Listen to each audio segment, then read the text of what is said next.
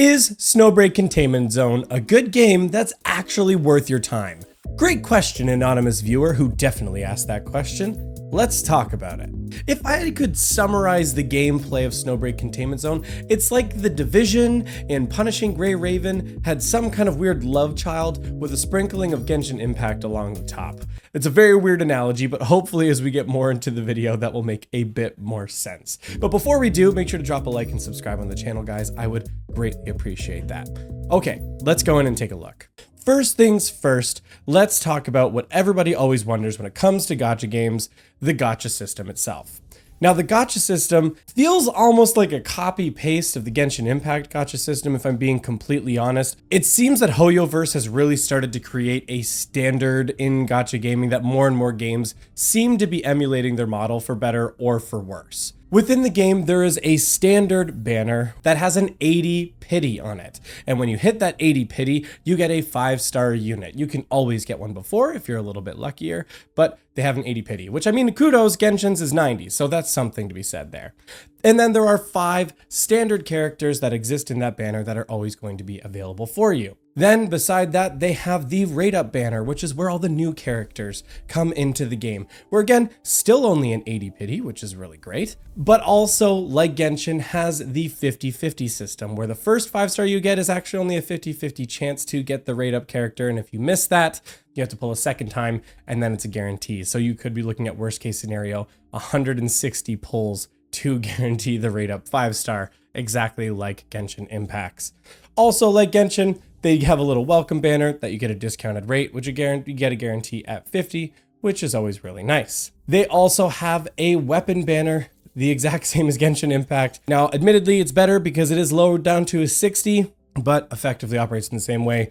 First 5 stars at 50-50. If you miss it, you get it on the next one. The one variation, and that is different from Genshin Impact, is they do also have a standard weapon banner that kind of goes in tandem with their regular standard banner, where you can choose to select a 5-star weapon from this banner to pull for, which is a slight difference and makes certain things a little more accessible. Honestly, unless you're getting the free pulls for this, I would generally avoid this one, just to be honest. But that's kind of it. That's how you get new characters. That's how you get new weapons. It's a gacha game. You should all be familiar with that. But once you have the characters, what do? You need to raise them. And in this game, the characters are actually referred to as operatives. And this is where we start to see more of the crossover into Punishing Gray Raven in terms of raising the characters and what they look like. So first things first is you have your character level that you are able to increase. Then you also have the weapon, which you are able to level and ascend and then increase more as well. Logistics are kind of like a artifact system that's available within the game. Gives you different perks and stat increases. Here I've got some here on Yao Winter Solstice. Manifestations are the duplicate system because what's a gacha game without having perks for getting duplicates of a character? When you get the shards, you use them to ascend certain stats, very similar to Punishing Gray Raven as well. And I will say also like Punishing Gray Raven, these shards are farmable after you unlock the unit. And that goes for the 5-star characters as well. Neuronics are like increasing skills in a Punishing Gray Raven or within Genshin Impact 2, very similar in that way, where you can pick either your skill, your passive ability, or active ability of like a QTE or your ultimate, and then you can upgrade those and then also upgrade your overall base stats. And doing that, again, is just going to increase your damage output overall. So I would say nothing in terms of raising the character is it completely groundbreaking or something that we've never seen before within another game. In fact, if you are a Punishing Gray Raven veteran, it's going to be quite familiar for you, especially when it comes to the different game modes and material farming stages. Just like in Punishing Gray Raven, to get the materials to raise your character, there are the different material stages for getting, gold, XP for your character, XP for your weapon. In addition to that, as always, there is a main story for the game. As of right now, I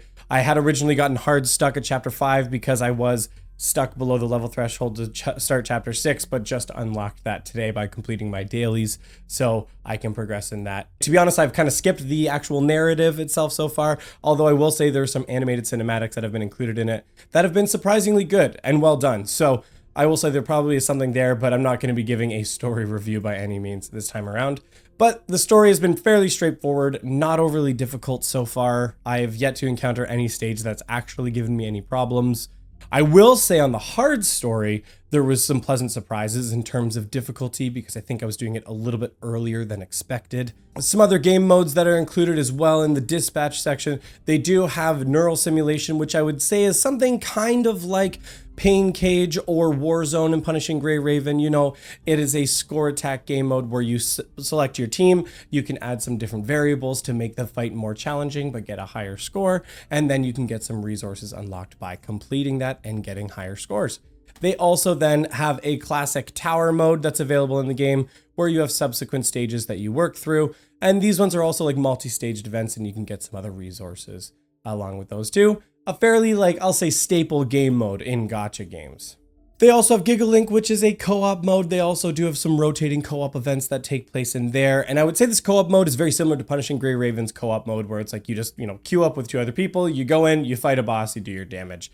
I haven't encountered anything like super complex with it as of this point, like nothing raid-like, but just a fun cooperative mode that's available there. And again, in the different events, there are some alternative game modes that aren't just like a boss rush. There's like wave combat and other things available too. I just haven't had a chance to try some of the wave combat yet. And of course, like any good gacha game where you have your waifu collecting, there is a base where here you can come in and interact with the various characters that you've unlocked. There's a different room system that's available where you can have them move into the base and then you can go in and talk with them there. Fairly straightforward stuff in terms of gacha games. In terms of gameplay, there is a final element that I forgot to mention, and that is in regards to characters. There's currently 5 different kind of characters you can get in terms of weapons. There's assault rifles, shotguns, snipers, SMGs, and pistols that are currently available in the game. So there's a decent amount of variety in terms of playstyle, and you can kind of pick the characters that you like. Some other free-to-play friendly notes in terms of accessibility, as I mentioned on the gacha, once you pass, I believe it's 5-12 in the story mode, you get an S rank selector where you can pick one of these standard 5-star characters and you can just pick them to be part of your team. So if you're starting the game for the first time and you have a specific character you want to play or you have fun playing with, you think you'll have more fun playing with, you can just select that character. So you're guaranteed to have at least one character you like to go into the game with. So that was definitely a perk there. So in terms of gauging my account a little bit, as I mentioned before, I'm currently level 33, so still fairly early game, I would say. And I currently have 3 5-star units available. So fairly early on in this game, I've already got 3 different 5-star units, and I would say I'm still free to play. I did buy like a $1 pack so I could get like the skin or whatever for the original 4-star Fenny, but I would say I'm still free to play ultimately at this point. And I've already got, 3 different 5-star units, and I wouldn't even say I've had crazy luck. So that's the rundown. That's what the game looks like. That's what the gameplay looks like. And so what are my thoughts on it? Do I think this game is actually good and worthwhile playing? There's kind of 2 answers here. 1, do I think the game is good? Yes, absolutely. I think this game is definitely a breath of fresh air in the gacha market. I have not come across another third-person shooter gacha game at all, and especially not one of this quality. But I will say that experience is very much subject to the hardware that you're playing on. So for example, I've done the majority of my playing on PC, using a controller and a mouse and keyboard, depending on how I'm feeling at the time, primarily on controller. And I'll say using the controller is sick. I've had so much fun playing with the controller, especially using Winter Solstice, who is a sniper character. Being able to do some crazy damage with her and just getting these rapid headshots and using her skill to just do some insane boss killing damage has just been so much fun on the PC. However, I tried it on mobile. I tried it on my phone. It's awful. It's basically unplayable to use a sniper unit on your phone to any effective degree. You're better off using an SMG assault rifle or shotgun unit in that case, because the precision aiming just is not there. You can't do it with your thumb. So unless you've got some kind of adapter or controller that you're connecting to your phone in some way to play it, you're definitely not going to be able to have a completely transferable experience between the 2 platforms. So definitely some big caveats in that case. If you're playing primarily on mobile, I'd probably avoid snipers, just as a sidebar there. But having most of my experience on the PC, it's been great. I've really enjoyed the gameplay, and it's been a lot of fun. So I'll say from a gameplay perspective, it is a ton of fun. You can get at least 1 5-star unit guaranteed that you want through the 5-star selector. So from an early game perspective, if you just want to try something out that's new and that's different, something that really changes up the normal gacha model, then I would definitely say Snowbreak Containment Zone is worth your time. I say especially with some of the co-op game modes that I'm excited to try more of, I'll be interested to see how they can expand on this in the future. But speaking of the future, this is where my other caveat comes into play in terms of long-term players for Snowbreak Containment Zone. There's already been a lot of warning from other players who've been playing longer that the currency dries up really quickly. Like a lot of other gachas, you know, early on, they're throwing passes at you left, right, and center. You're getting the free gem currency very, very quickly, but that does really start to dry up in the later stages as you finish the story. You've started to clear the towers as far as you can. That income really starts to slow down. And so it's going to be a lot harder to maintain being a free-to-play player long-term in those cases. Definitely something to take into consideration. Like I said, short-term, it's no big deal. You're going to have lots of pulls. It'll be a great time. Long-term, definitely something you're going to bump into. The other thing that I think is a big question mark for long-term is what other game modes are they going to be able to add to keep the game feeling fresh? Right now, it still definitely does have that, you know, new game smell where you're coming in, you're trying all these game modes for the first time, you're pushing the tower for the first time, you're playing that GigaLink game mode, and you're really just having a lot of fun. I hope that they continue to like iterate on that and find other ways to introduce more co-op based events. I think that is going to be like a really powerful thing long term, especially because there are no PvP elements in this game.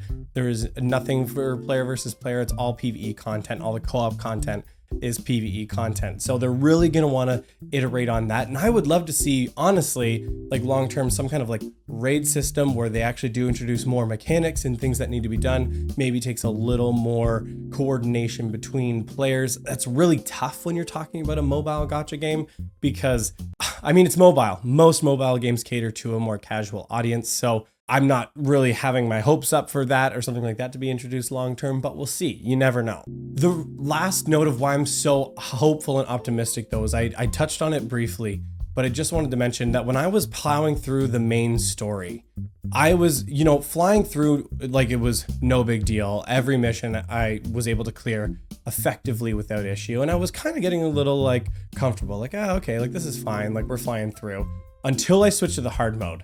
Now, this could be because I pushed it a little bit earlier than I was supposed to in terms of having my characters built. But when I played the hard mode on chapter 1 for the first time, it was tough. I was actually having to think tactically, approach it in a smart way because it's so multi-staged that if you lose a character, you don't get them back. And so you have to take that stuff into consideration. Whereas in the regular story mode, you know, if you die, you just finish the level, they come back for the next part of it. They don't in these stages. And so I'll say it was a lot of fun. I played it on stream. You know, I do try and stream occasionally on this channel, very rarely, but you know, every now and then, and playing it on stream with a lot of people there, and it was so much fun actually going through that hard mode that was actually the thing that got me a little more hooked on the game and wanting to play a little bit longer. So that being said, I am going to stick with the game a little bit longer, keep grinding through it, really push through to the end of the story, push into some of these game modes, and really see where the game can go in that case, because I'm hopefully optimistic about it, and we'll see what happens. But that's going to be it for this one, guys. What do you think about Snowbreak Containment Zone? Do you think it's actually worthwhile? Did you think it kind of sucked? Did you not like it? Or do you love it? And it's like one of your new favorite gacha games that's part of your permanent rotation or semi-permanent rotation. I would love to hear your thoughts in the comments down below. But that's going to be it for this one, guys. Thank you so much for watching, and we'll see you next time.